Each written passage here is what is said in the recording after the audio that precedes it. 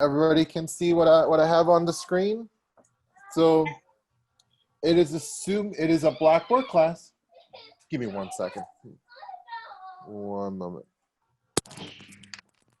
What's wrong? Are those children? Yeah, in my house it's horses, so definitely not my end.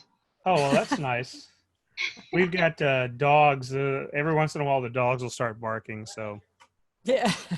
that's Yeah, why my I'm having horses are everything always muted. So, Good. Cal, how's El Salvador? Are you down there still?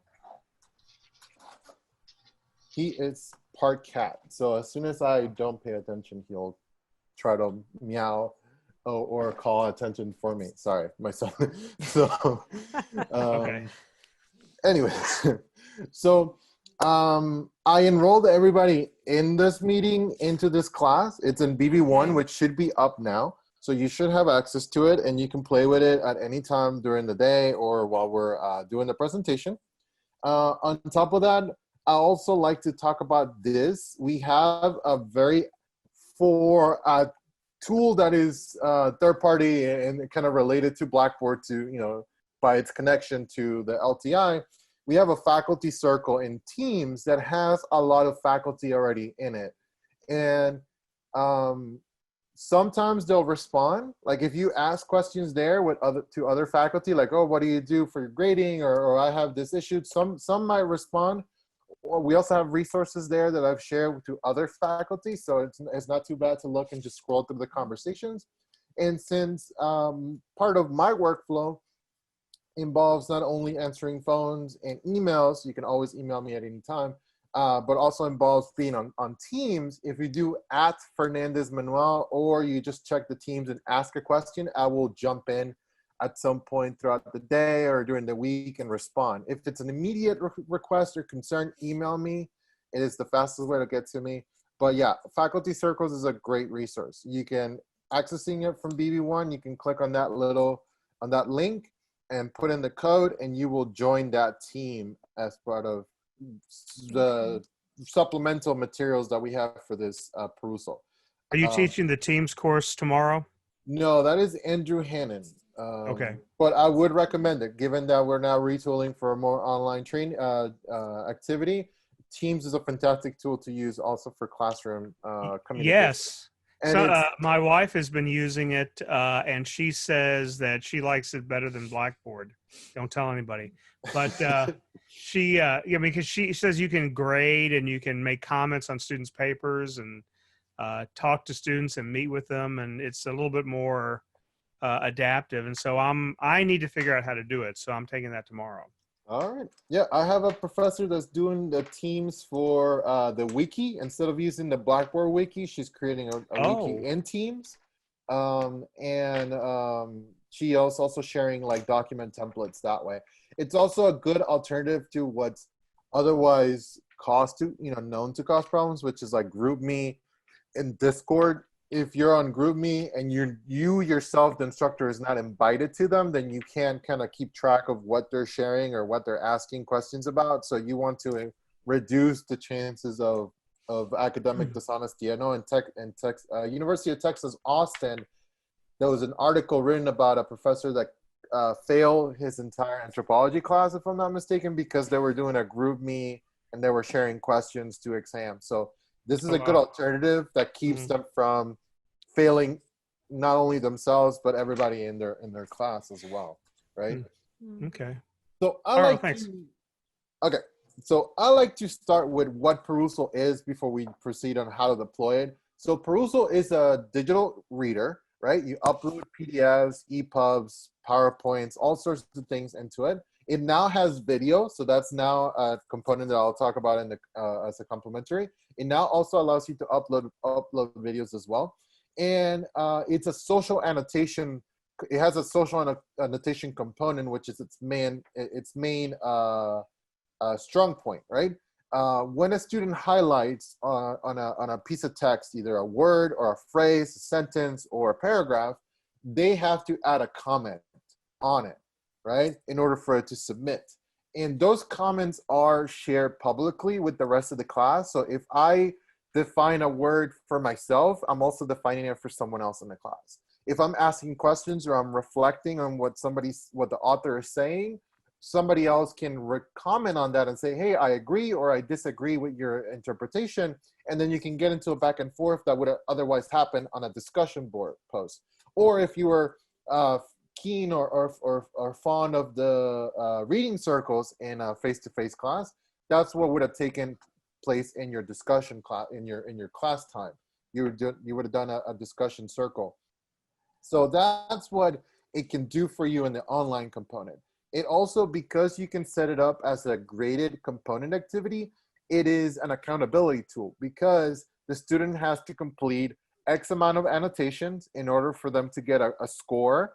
And that score can range anything from the 3 points that Perusall kind of calculates their grade into, or it can be 10 points or 20 points or 100 points, right? So depending on how much importance or value you're giving to the reading itself, you can make that part of your calculation component. And a professor that I'm working with in the writing and English department is including Perusall as part of their like a 5% of their grade, their total grade, is you read the activity and you got a score for that, right?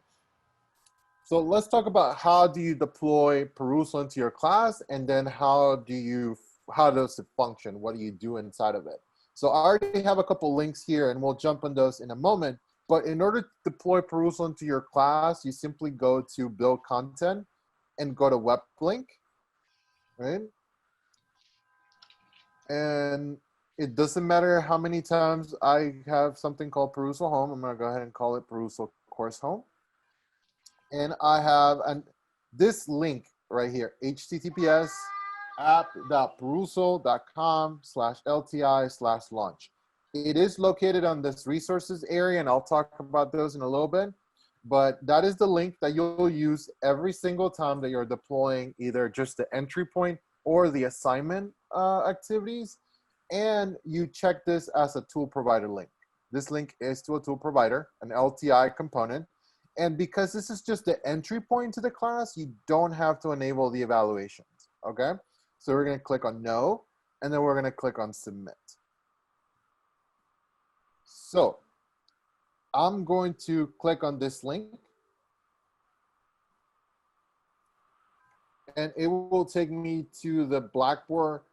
If it didn't exist already, it would have created a Blackboard, a Perusall shell that would have been empty and would have this available for me to modify, right? So if this is the first time you enter Perusall, you actually get taken to the Get Started area, and it will give you a tutorial of how things function. But I'm here to be your guide today, so you can skip that if you're watching this and you're trying to follow along. But so I'm here to do that for you. So it gives you some starting steps, right? You create a link to the class. You set a course and end date, start date and end date. Normally that ties with if you do the LTI connection, that kind of ties it already with your Blackboard course. And then you choose what kind of course materials you're going to upload in the library, which is right here. And then you create the assignments from whatever's in the library. So I'm going to click on the library tab on the top. And now you'll see that I have a lot of documents right now. Okay. So I minimize my window for a moment so I can see the rest of the material. So Manny, yes. excuse me, are these your documents that you have on your computer, or where's the library actually? What's the source of it? So these are documents that I've uploaded to Perusall. So yes, they can be documents that I had in my computer. So for example, I downloaded this as an ebook, as a PDF from the MIT website, and I brought it up into as a PDF. So if you have research papers, this is, for example, a research paper that I have as an example here in the files to upload. These are a couple PDFs that I demonstrated the upload process, right? Okay. This is a New York Times article. So one of the ways that you can add, so let me show you how to add information. So I'm sorry, I derailed you. if I click on add, and if I'm not selecting anything in particular, you get this bigger dashboard here that is the equivalent of this here, right? So this is the same thing here and here. But this has a description, right? So if I click on add, it doesn't tell me what folder does. This is what the folder, this is the folder description, textbook, webpage, etc. Okay. So this is a quick thing. If you upload your own computer documents or scan a web page or a video from YouTube, etc., your students don't have to pay anything in order to access this tool. They they see the reading, they do the assignment, they get everything done. If you do the textbook from their catalog, they will rent it, or they can buy the license for as long as they want, as long as Perusall stays available. That's kind of how they keep the lights on. If you assign a textbook from their catalog and they have a lot of books, they'll take a portion of the purchase price, and that's how they keep their servers running. That's it. But the way I normally talk to Hey, Manny, can faculty I ask about- you a quick question real quick? Yes. Okay. So if this really needs to, it sounds like it needs to be done before class starts, because what happens if students have already bought the book? Yes, this needs to be done. Well, there's two ways to do this. If you have a textbook and the students already bought it, you can use this for complementary or supplemental readings. Like, Okay. say you found you have a primary source in history, or you have you grab an excerpt from an anthology or a research paper from biology. You can upload this into Perusall and have that on top of whatever they're reading on their textbook. Like, you're reading chapters 1 through 5 for the summer, but you also need to read this research paper and talk about it and connect it. Well, that's your way to use this, and that's your opening for it. Okay. Now, if you're preparing for the fall semester, I would definitely tell you, get this done ahead of time, because you can select your textbook from their catalog. They are willing to work with you and the publisher. For example, the anatomy and physiology professor that I'm working with, in order to keep the price of the textbook below a certain amount, she asked for only chapters like 17 onwards, and they gave her a smaller price, like less than 40 bucks or whatever she had to get it to. So I don't know how long that will stay given the COVID-19 situation, but you have the ability to select your textbook and get the code down to the library, to the bookstore, and share with your students in the syllabus and your e-syllabus as well. Or the way that I normally advocate or talk about this tool with faculty is that this could be your curation for a lot of open educational resources if you want to go that route. If you want to, instead of using a textbook, you want to do a lot of primary sources and maybe some secondary interpretations, you can use that instead. If you want to base it more on, like, there's a couple of science classes that are basically seminars and they're just reading long research papers every other week, that could be your way to do it, right? So that's what Perusall allows you to do as well. You can make it a curation resource for you as an instructor. And the neat thing is that once you've done the work on one of your classes, you can go to materials from another course and copy it over each semester. If one of your activities is to do like guided readings where you have questions for your students throughout the entire reading, you can copy those instructor comments and the activities that would have been brought into it, right? And then you can save the changes and it'll bring it into your next semester class. So normally what I like to demonstrate is how to upload from my computer and how to do a web page, but I also want to do the YouTube video because that's also pretty neat. So let me see if I have,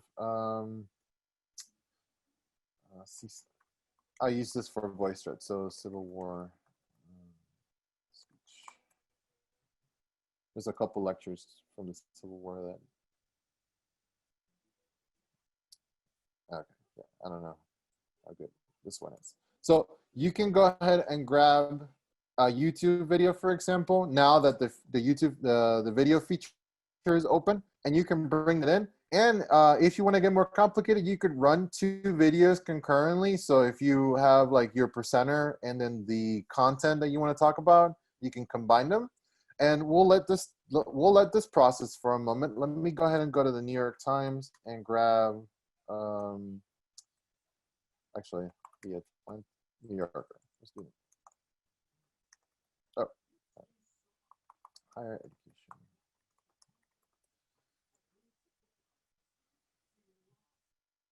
So we'll grab.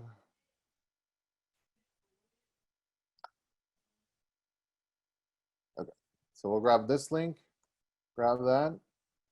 And you can also do a web page. So if you're having them read current events, you can go to the web page, grab it, and then your students don't run into the issue like, well, I read so many New York Times articles that I ran out of like free views. So that's one way to do it, right? So this is processing, and this one is, although sometimes it might not, the robot won't let you scan it.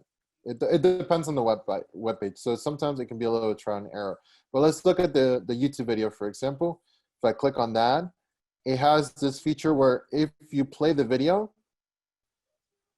as you play the video, say for example, it's minute 17, I can add a comment and say, hey, this is interesting, right? All right, so let me go ahead and also do the add from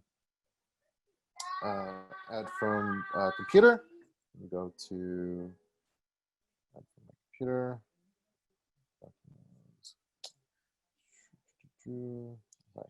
Grad school. Classes.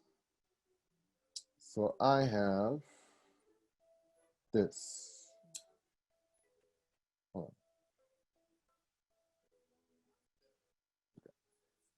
on. Shoot. Well, yeah, let's just upload that one, right?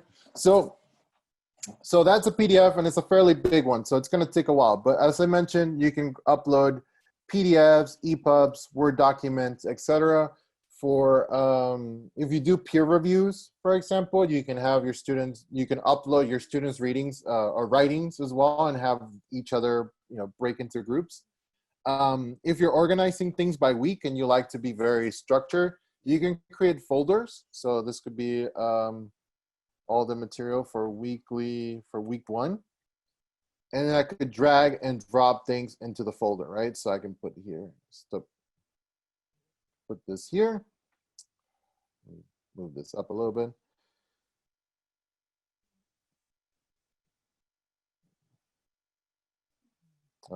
So I could go ahead and click here, drag it into week 1.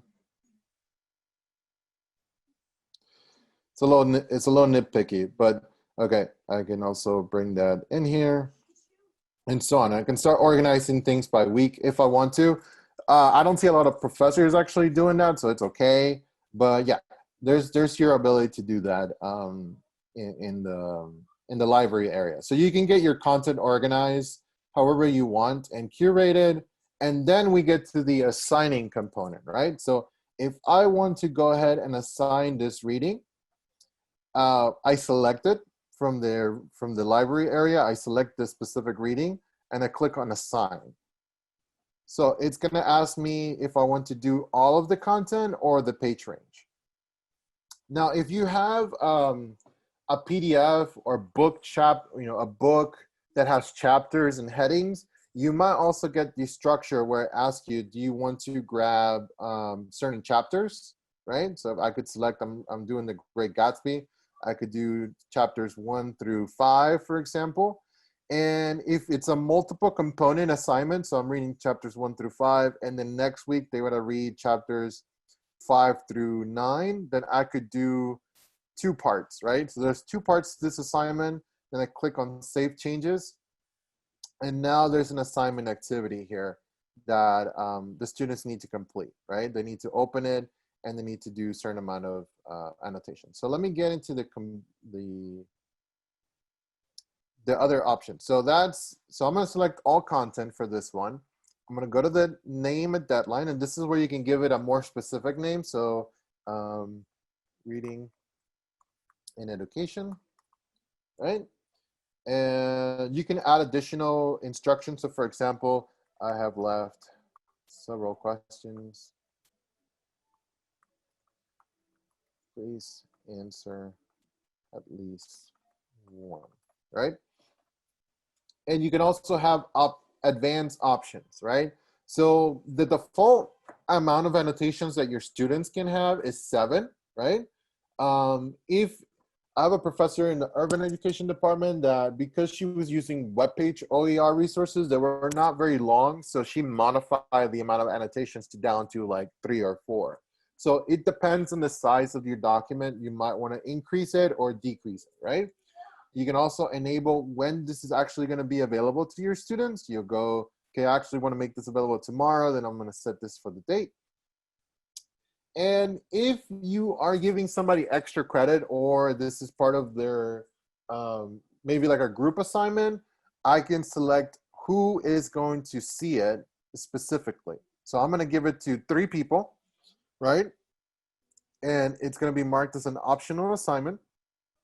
And my talking heads is covering the rest of the options, but I click on Save Changes. And now I have an individual, like an optional assignment for those 3 individuals, right? But once we have the activities set up, right, how do we make them available in Blackboard? Because that's one of the great things about it. If you go to the assignment, you go to copy full title for LMS, and then we're going to go to the Blackboard course, go to build content, course link. No, not course link, sorry, web link. It's going to be build content, web link, and then select, and then copy and paste. That's the only thing you need to bring from Perusall, because as I mentioned, this URL will become your friend. It'll basically start climbing all the way to the top, because that's the only URL you need to use in order to communicate with Perusall. I will mark this link as a tool provider, and in this case, because it's an assignment, I will mark this as yes, enable evaluations. Again, the amount of points that you use is up to you, but keep in mind that Perusall ends its calculations down, it averages everything down to a 3, 0 to 3 in their scoring. So if you do 100 points, then it will bring whatever that number that the students receive, like a 2 or a 2.75, and it'll bring that and turn that into like an 85, right, or a 90. So be aware of how you want to do the grades. My recommendation, the things that I tell faculty is, this is mostly an accountability tool and a social interaction tool with the rest of the class. So it doesn't have to be very, it doesn't have to be a very heavy grade for the entire, and you're probably gonna have a lot of them, right? So you don't have to do more than 3 points. Now, if your students start to not do the activities, you can start ramping up the value for them. But I always say keep them as an accountability tool first, and let them get started, and see if you need to make them worth, be worth a little bit more. So I'm gonna go ahead and click submit. And now when I click on this, because this has the assignment title that I copied to LMS, if I click on this link, it now will take me directly to the assignment that the student has to complete, right? And it will also mark me as having started the activity. If I was a student myself, then it will start tracking my reading time, and will start tracking my completion rate. Like, I have X amount of annotations I still have to make, I haven't answered questions, etc. Right? So if I click on, so now we're in the inside of the actual social annotation component. This is what you see when you enter the document. You see your letters on the screen, and then you start reading, right? And when a student highlights something, or you as instructor, it will show the highlight, and if you hover over that, it will tell you who did that, right? So if I click here, I can see that somebody made a comment. If I went to highlight, so I don't know what this word means. Hold on a second.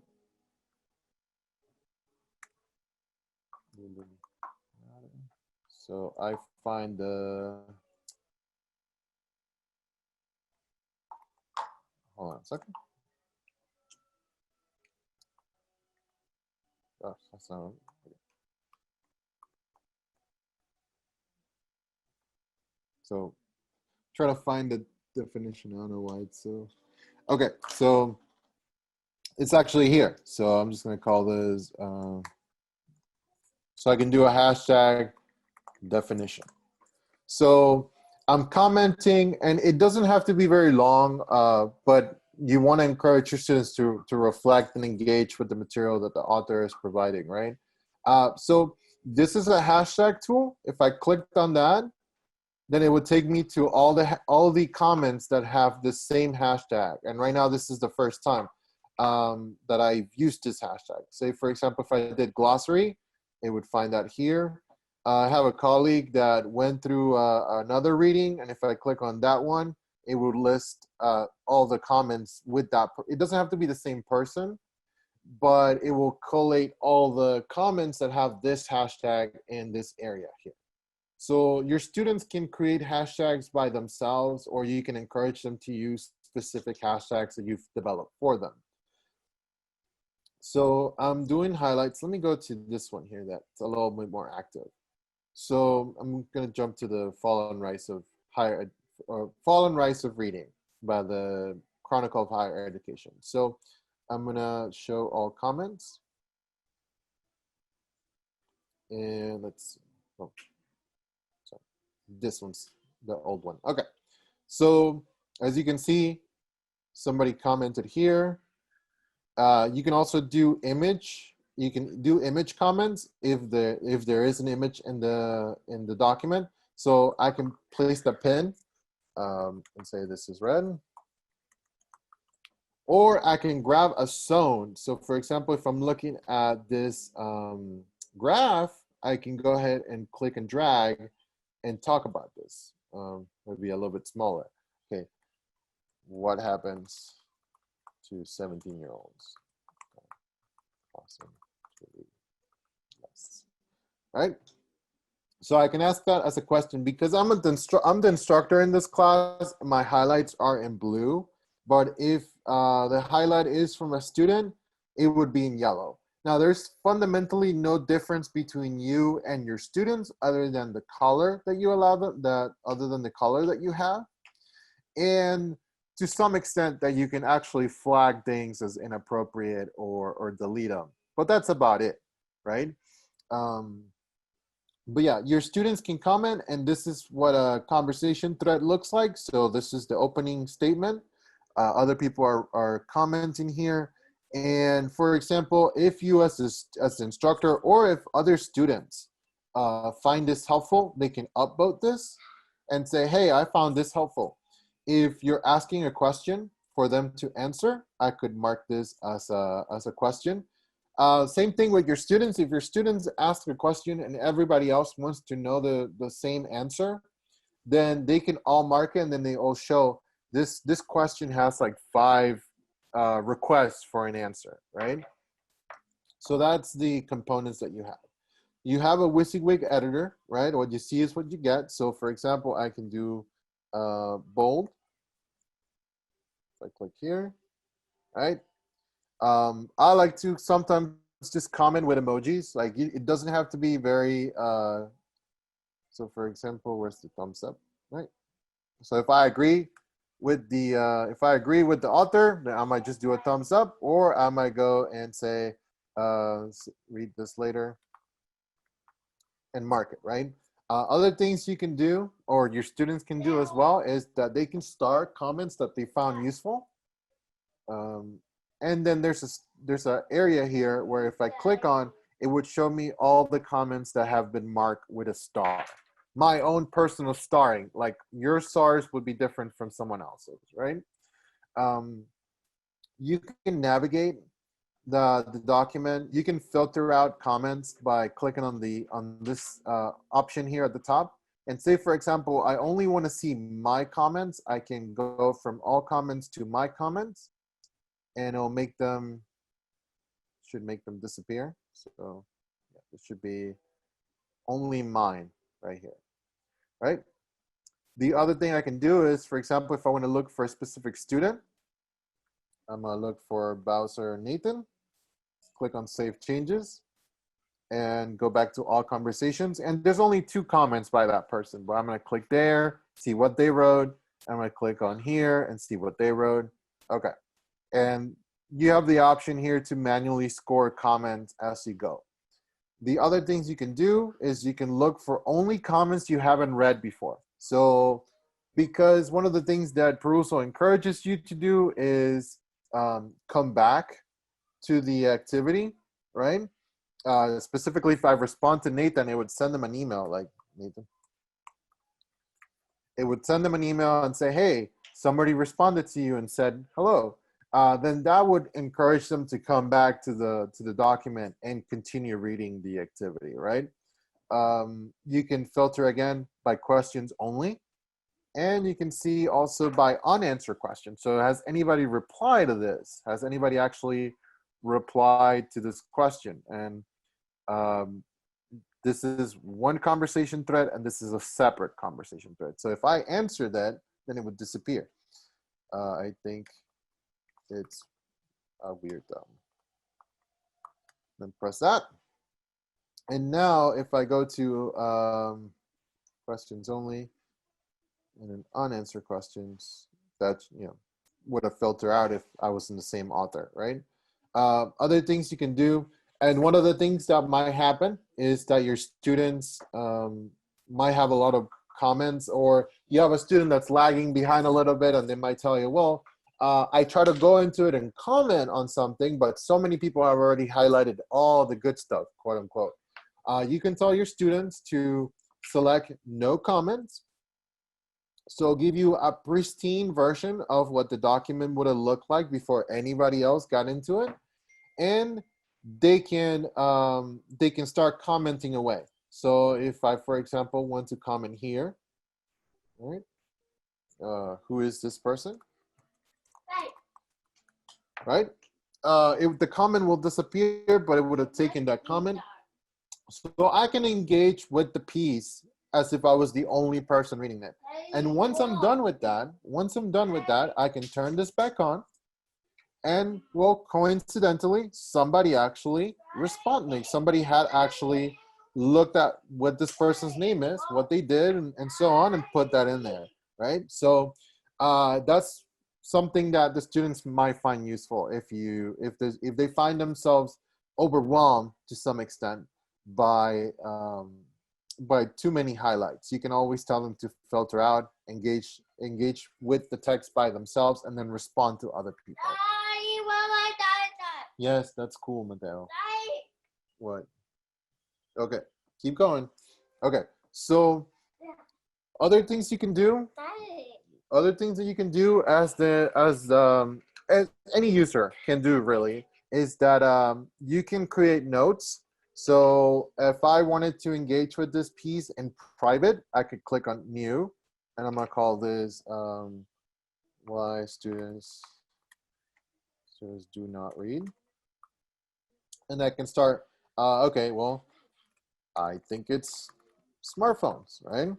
And then you can read and maybe say, okay, I changed my mind. Other things they can do is they could copy and paste your study questions and paste them here, and then they can go question by question and answer it depending on what they find on the text. If they're working on an essay and they find something particularly quote-worthy, right? I could go ahead while I'm on a note, select this, and it will add a snippet into the document, into the notes, right? And you might be thinking, oh, that's great, but I actually need them to submit something for me. Like I can't have them sharing 1,500 notes or 10 notes with me. Well, once the students are done writing in their private notes, they can go to download as a Word document, and then they can refine the essay or finish their questions however you require them to be formatted, and then they can submit it to you in a Blackboard assignment, right? Like submit your study guide questions once you finish the reading, and that would be like a second way of verifying that they're completing their activity, right? For accessibility purposes, your students can do the reading out loud feature. So for example, if I was in the chapter MIT, I could select this. It will tell me where the current highlight is, and it's gonna read it, I can adjust. I can adjust the read out loud speed. I'm sorry, that is really distracting. So I'm gonna turn down the volume a little bit, or I can speed it up. So if I am doing dishes and I'm listening to the reading at the same time, I could do both. I could just increase the read out loud process. Okay, so it's gonna go through. And if I find a place where I want to stop and comment, I can click on Start Thread and say, there's Len again. And then press Enter, right? So click on all comments, and that's my, I left my mark while I was listening to something out loud. You also have your searching. So it is, for example, if I want to look for Scolia, it will show me every time that Scolia is located in the document, right? And Scolia has a specific word. It's scholar commentary. And then if I'm reading, or you yourself are reading the document and you left off at a certain point, you can always bookmark, continue tomorrow, and click Save Changes. And once I come back in, I can click here and it will take me back to the spot where I saved it, right? So that is the main tools. Replying to, so the students will be able to highlight document, comment on it, and then other students can reply to them. They can ask each other questions, or as a professor in the English department is doing, she is doing very thorough guided questions all throughout the reading. I know another philosophy professor that what she would do is the specific claims that the philosophy paper was making, she would highlight those and say, do you agree or disagree, or engage with them a little bit more thoroughly, not just as instructor, but with the rest of the students, right? So lots of ways to do activities in Perusall. Another one that I personally like, and this is to, you don't have to do the readings asynchronously. You could set up a Zoom meeting that your students join, and they can do the reading at the same time. And we call those annotation jams. So basically, you sit in a Zoom meeting, you give the students 15, 20 minutes to read quietly and do comments. And then you go through the comments one by one and engage with them as a group in a conversation. We did that face-to-face. And from the student feedback, it was very helpful for some of the students that were more on the shyer side, on the more quiet and shy side, because it let them gather their thoughts, put them in writing before they engage with the rest of the class. So that's one other thing I would encourage. So once I have the activity complete and your students have submitted 7 annotations or less, I can go to the Grade Center. And it would pass, sorry, I would first go to the grade book. For the first time that you're doing a graded activity, you would enable release to students, right? And you click OK. And then afterwards, it will ask you, do you want to automatically release the grades to your students? And you can select yes, or you can choose to make it, on a case-by-case basis, up to you. So then if I go to the full grade center, it would show me all the activities that I have, and then it will give me what the students have accomplished in terms of grades, right? So if I scroll down, I see that not a lot of students have completed. Maybe some of them are still in progress, etc. But yeah, it would show you your dashboard for all the students that you have in Blackboard. Any questions so far? I've got a question. This is really kind of a powerful tool. I'm a little in shock and awe right now. But so here's my question. So say like I wanted to do a discussion question. Mm-hmm. Okay, so I had a discussion post on the discussion board. Mm-hmm. Could I embed the Perusall in it, or would I just want to use the Perusall as a standalone and do the discussion within it? You would probably want, you cannot embed it into a discussion board area. So what you probably want to do is just replace that discussion board with the Perusall yeah. activity, right? Okay. In fact, a lot of the faculty that I've been working with lately, and including the natural science department with Adriana Vespal and Dr. Dagmar. Now, discussion boards have their uses and they can be different activities, but they find that Perusall replaces a lot of their previous discussion boards, because it often was read the activity or read something in the Right. chapter and Exactly. synthesize that, right? Yeah. So now that you're doing the readings, you are engaging with that discussion, with that text and everybody else that's read it. So you don't have to have a discussion board about it. You could do something else, like, what do you think this interpretation will give you, or what what other things could you tie to this event?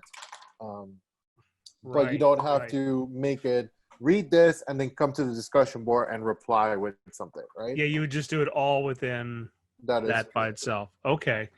That's are you are going to post this video, you did say? Yes. This Okay, video cool. gets processed, and then once it's done, I share it with everybody that was an attendee in the class. So Can we share this with other people too? absolutely. Okay. Okay. Well, right. I mean, I have other Perusall trainings that I would be happy to share. It really depends if everybody's comfortable with sharing the other. Okay. videos. Now this is really good. So that's why I was wondering. I want to share with some people. I All could right. probably do, what I'll do is I'll send you the specific one that doesn't have the talking head, so you can share just the screen, and also so yeah, that should be fine. Okay. All right. Cool. But we're almost done. I just wanted to make sure if there was any additional questions, but we also have some powerful analytics that come from this, from Perusall, from the students doing the reading and the Perusall area. So for example, in this document, there's 49 comments. So you could grab the analytics and see where your students fall in the grade distribution, right? You can also look at their submission timestamp. So it's been a long time since this activity actually happened, so it's been compressed quite a bit. But this is where the most amount of annotations happened. That was like February something, right? That was on a face-to-face CTLE event. So there's your 24% of the annotations happened that day. And there's your little gradient that will tell you where the annotations are happening. So if you, for example, are you did a survey and you asked them, when do you guys want to do a reading circle, a study circle, and nobody really got back to you, or the reading selection times are all over the place, you could use this as a way to see when is everybody online at the same time, and say, okay, I'm going to use this time at 9 p.m. God forbid you have to do that, but at 9 p.m. I'm going to do a meeting time if you want to, and we'll read through the document together, and I'll do a mini lecture if you want. And you can, not to go on a tangent, but now you can do VoiceThread to Zoom, like Zoom to VoiceThread connection. So that would be an added plus, right? Come to my VoiceThread training and I'll walk you through that stuff. So I'm not going to go on a tangent on this one. But so that's just one aspect of the analytics. You can also look at the page view to see how many times was the pages viewed, and the student activity report. So if you want to get a sense of which students are performing really well, and this is why I encourage the students to click through the activity assignment, not just through the Perusall course home. It will track their activity reading time. So for example, a lot of zeros nowadays, but there was a time when the students were knocking out 5-10 minutes of reading, right? Other things, if this was if it had a lot more comments, somewhere in the 100+, you could go to the Confucian report and it would find the topics where the conversation was centered around. And I don't think she would mind me sharing this. Let me find that professor. So let me pause this for a moment.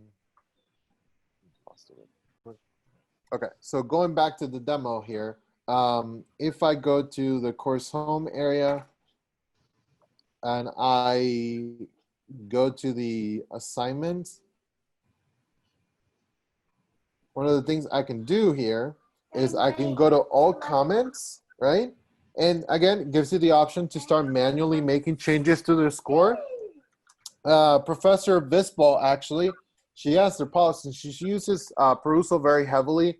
She has this policy where if you're not happy with your comment score or with the comment overall for the assignment activity, she will meet with you, and you can argue why this comment, for example, should have had a higher score, right?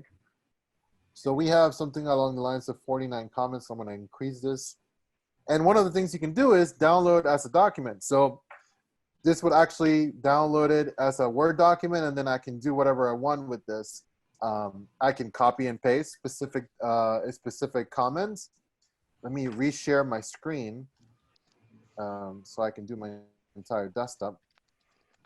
Going back to the, if I open this Word document, this is what it looks like.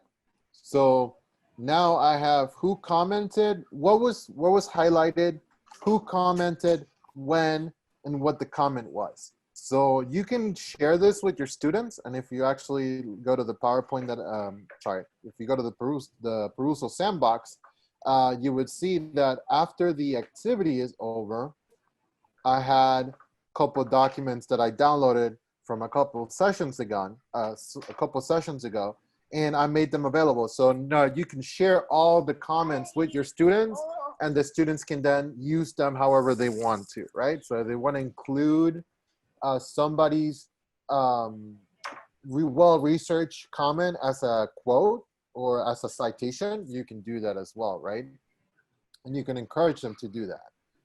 That also might help them if they're writing an essay and they want to copy and paste some of their comments. You can search by student. Okay, so Manuel Fernandez or Nathan asked me to download his comments for him, and I can go ahead, okay, here's all the comments that you made. Go crazy with it, right? Include them into an essay if that's what you want to do. So yeah, there's ways to do that as well.